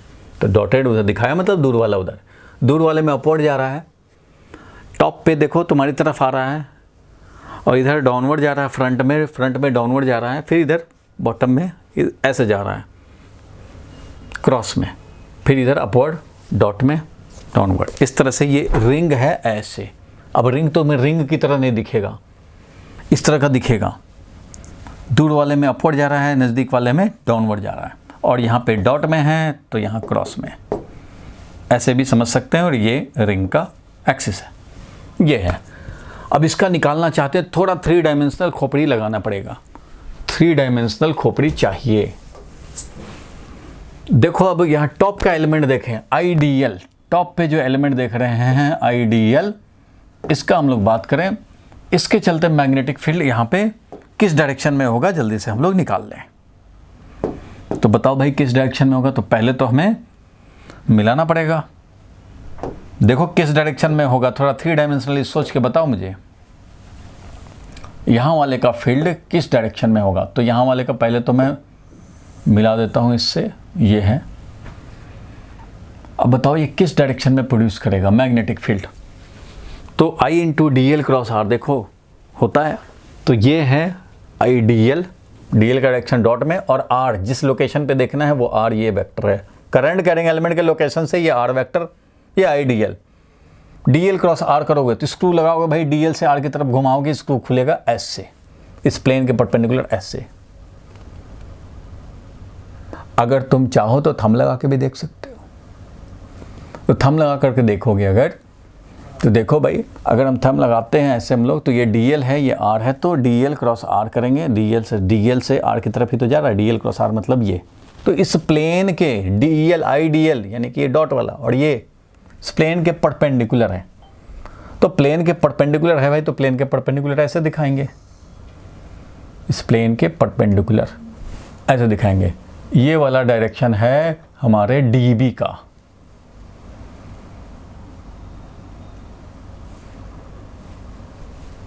नहीं समझे? नहीं समझे? नहीं समझे? ये देख लो भाई, ये वाला समझो एक प्लेन है। सारे लोग जरा देखें, समझें। ये डायरी है, मैंने टॉप पे रखा ऐसे, इस पॉइंट पे निकालना चाहते हैं, इस पॉइंट पे ऐसे रखा। IDL इधर है, देखो इस वाले एज के लॉन्ग IDL है, डॉट में IDL, और ये वाला है वेक्टर R। तो ये डायरी का जो प्लेन है ना, यही हमारा देखो IDL ऐसे इस डायरेक्शन में, और ये R है हमारा इस डायरेक्शन में। IDL इस डायरेक्शन में, R है इस डायरेक्शन में। इन दोनों से बना हुआ ये प्लेन जो कि एक लाइन के फॉर्म में तुम्हें दिख रहा है, एक लाइन के फॉर्म में ये प्लेन दिख रहा है। ये DL डायरेक्शन, ये R डायरेक्शन, ये DL डायरेक्शन है, ये वाला R डायरेक्शन है। तो बताओ भाई DL क्रॉस R किधर होगा? तो इस प्लेन के परपेंडिकुलर होगा। स्क्रू लगाया तो ये DL है इधर, इधर R है, तो DL क्रॉस R करेंगे वो खुलेगा ऐसे। तो भाई इस डायरेक्शन में, तो यहाँ पे इस डायरेक्शन में, इस प्लेन के परपेंडिकुलर इस डायरेक्शन में दिखा दिया। बताओ भाई ये DB क्लियर है? बोलो, ये DB तुम्हें क्लियर हुआ क्या? बोलो जल्दी। Yes sir. ये DB सबको क्लियर हो गया? वैसे ही बॉटम का देखेंगे, ऐसा ही काम हम लोग बॉटम के लिए भी करेंगे, करते हैं भाई। चलो बॉटम के लिए भी करते हैं। चलो तो बॉटम के लिए करें तो यहाँ पे भी एक एलिमेंट लेंगे, एक यहाँ पे भी हम लोग एलिमेंट लेंगे।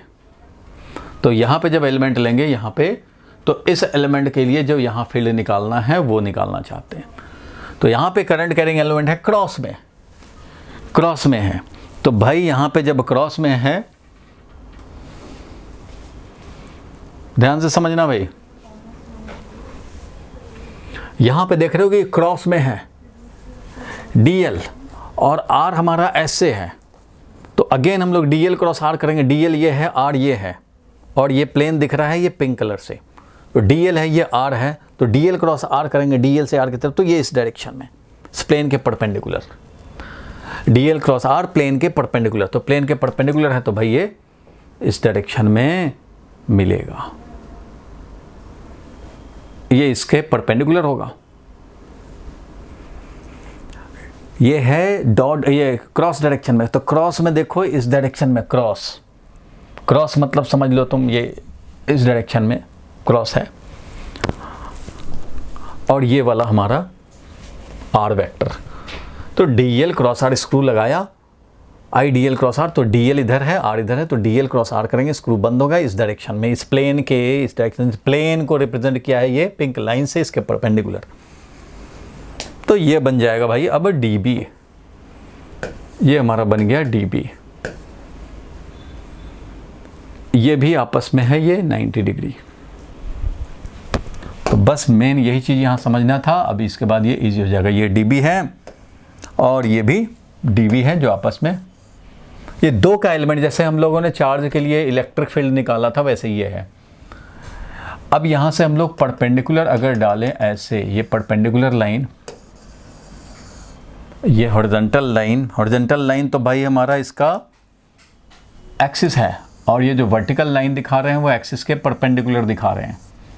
अब देखो अगर ये एंगल थीटा है भैया, तो ये वही एंगल थीटा है, ठीक है, दोनों थीटा है। और ये अगर थीटा है, ये वाला देखो 90 डिग्री है, तो ये 90 माइनस थीटा होगा। ये ब्लू वाला 90 डिग्री है, तो ये वाला क्या हो गया, ये वाला देखो हॉरिजॉन्टल लाइन या वर्टिकल लाइन, ये वाला थीटा अगर एंगल है तो ये 90 माइनस थीटा होगा, और ये ब्लू लाइन आपस में परपेंडिकुलर है जिसमें से ये 90 माइनस थीटा, तो ये वाला होना है थीटा। बोलो क्लियर है, बोलो जल्दी। अब अगर ये थीटा है, ध्यान देना, तो ये ब्लू वाला हॉरिजॉन्टल लाइन है और ये ग्रीन वाला वर्टिकल लाइन, दोनों के बीच में एंगल है 90 डिग्री। ये तो एंगल 90 डिग्री है, तो ये थीटा हुआ, तो ये वाला क्या हुआ 90 डिग्री माइनस थीटा हुआ। बोलो ठीक है। और ये पिंक वाला में 90 डिग्री है, तो ये 90 माइनस थीटा है, तो ये वाला क्या होगा भाई थीटा होगा। बोलो यहाँ तक क्लियर हुआ ज्योमेट्री? बोलो भाई, 2 मिनट का रह गया, बोलो। तो इस तरह से देख रहे हो, दोनों हमारा वर्टिकल लाइन से थीटा थीटा पे है। अब इन दोनों का हमें निकालना है net magnetic field at point P. तो ऐसे ऐसे जितने डीबी प्रोड्यूस होंगे उन सबको हमें इंटीग्रेट करने पड़ेंगे। डीबी यहाँ का एलिमेंट, यहाँ का एलिमेंट, यहाँ का एलिमेंट, यहाँ का एलिमेंट, हर जगह का एलिमेंट अपना अपना डीबी प्रोड्यूस करेगा। ये जो 2 डीबी आए, इन दोनों का ही खाली बात करें अगर अभी, तो डीबी कॉस थीटा कैंसिल हो जाएगा और इधर आ जाएगा डीबी साइन थीटा और डीबी साइन थीटा, दोनों का dB sin theta and dB sin theta will be added up, और dB cos थीटा, इधर का जो कंपोनेंट है dB cos थीटा, और इधर का जो एक कंपोनेंट मिलेगा इसका dB cos थीटा, वो क्या हो जाएंगे कैंसिल हो जाएंगे। इन दो का ऐड करेंगे तो भाई ये जे कैप और कुछ आई कैप, इसका भी कुछ माइनस जे कैप कुछ आई कैप, जे कैप वाला कैंसिल हो गया। dB साइन थीटा यानी कि dB का जो भी वैल्यू है इनटू साइन थीटा को हमें इंटीग्रेट करने पड़ेंगे। सारे एलिमेंट के dB साइन थीटा ऐड होंगे। यहाँ का एलिमेंट फिर डायमेट्रिकली अपोजिट, यहाँ का एलिमेंट तो उसके भी सारे कैंसिल होंगे, dB साइन थीटा ऐड हो जाने होंगे। यहाँ का एलिमेंट, यहाँ के एलिमेंट में भी बाकी सब कैंसिल होंगे, dB साइन थीटा ऐड होंगे। यानी हर एलिमेंट का dB साइन थीटा ऐड होने हैं, हर एलिमेंट के dB sin थीटा ऐड होने हैं, and due to diametrically opposite element dB cos theta component सबके कैंसिल हो जाएंगे पेयर में। अब ऐसे है तो इसके हम लोगों ने देखे तो dB cos theta cancel, dB sin theta added up. इसका देखेंगे तो dB cos theta cancel, dB sin theta add करने हैं, dB cos theta cancel, dB sin theta add करना है, सबके dB sin थीटा ऐड करना है, dB sin थीटा ऐड करना है, dB sin थीटा ऐड करना है, dB sin थीटा, इसके भी dB sin थीटा, सबके dB sin थीटा, यानी कि सबके हर इंडिविजुअल एलिमेंट के dB sin थीटा को ऐड करो, हर इंडिविजुअल एलिमेंट के dB sin थीटा को ऐड करो। और dB का वैल्यू है μ0/4 I dl साइन, बताओ भाई dl और r में कितना एंगल, dl और r में कितना एंगल, कोई भी dl, ideal है, देखो टॉप वाला में डॉट, और ये है r, एंगल कितना 90 डिग्री, dl r एंगल कितना 90 डिग्री। बॉटम वाले में भी देखोगे तो ये है भाई dl और ये है r, dl और ये r, कितना एंगल 90 डिग्री। तो सारे एलिमेंट तो वैसे ही होंगे, सबके एलिमेंट dl और ये r 90 डिग्री एंगल, सबके 90 डिग्री है एंगल। तो I dl sine 90 degree divided by I dl sine 90 degree, dl cross r, एक और r रखेंगे और अपॉन RQ करेंगे। बोलो इतना। और क्योंकि हमें dB साइन थीटा को ऐड करने हैं, ये थीटा अलग है, ये थीटा तो ये वाला थीटा है, और इसमें जब dl क्रॉस r करते हैं, dl क्रॉस r में dl और r के बीच का एंगल है, तो ये साइन 90 डिग्री dl और r के बीच का एंगल है, angle between dl and r। अरे कुछ समझ में आ रहा है भाइयों, भाई लोग को कुछ समझ में आ रहा है, बोलो भाई। अरे पहलवान बोल नहीं रहे हो, रोशन बोलो भाई। अरे यहाँ तक समझ गए, छोड़ दें, बंद कर दें, नेक्स्ट क्लास में। चलो डायग्राम आप समझ के रखना, यहाँ तक मैं लिखा हूँ, आप इतना ही हजम कर लेना, एक बार और देखना, इतना तक हजम कर लो, 3 सेंटेंस और बढ़ाना है और एक रिज़ल्ट आ जाएगा। आप यहाँ तक कॉपी में लिख करके रेडी रखोगे, ठीक है। Magnetic field due to current carrying ring,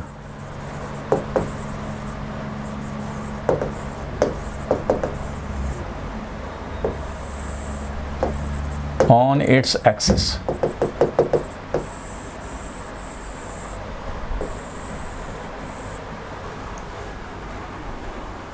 ठीक है, अभी मैं स्टॉप लगा रहा हूँ क्लास को।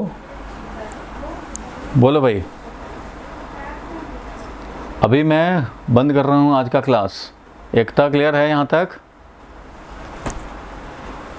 अरे बोलो भाई पहलवानों। अभी मैं स्टॉप कर रहा हूँ इसको, क्योंकि इसमें अभी टाइम लगेगा 10-15 मिनट सारे पॉइंट को समय। आप डायग्राम तक यहाँ तक क्लियर करना, यहाँ का छोड़ो, इधर तक का तुम क्लियर करना, सोच लेना, समझ लेना। इसके आगे मैं कंटिन्यू करूँगा नेक्स्ट क्लास में। और जो होमवर्क